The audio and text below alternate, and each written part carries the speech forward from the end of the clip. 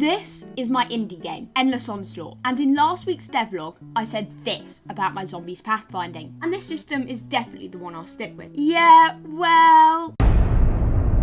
So, we're changing the pathfinding algorithm our zombies are using, yet again. If you haven't watched last week's devlog, which you totally should by the way, I was using a combination of the A-star pathfinding algorithm and line of sight to effectively track our player. However, there were a few issues with that approach. One, the algorithm is designed to always find the player, no matter what. This creates a feeling that the zombies are psychic, which really shouldn't be the case. 2, the size of the matrix representing the map meant that the pathfinding wasn't always the most accurate. 3, there was a certain jankiness that came from A-star, and I overall didn't like the way it turned out. To fix problems 1 and 3, I just had to change the way the zombies were finding the player. Easy, right? Yeah, no. My first idea was to use breadcrumbs to track the player. Breadcrumbs are just these markers the player drops every 30 or so frames, and the zombie checks if it has line of sight to any of them. If so, it will track the breadcrumb it has line of sight to. This solution was good, but really strange and quite hard to get working. So,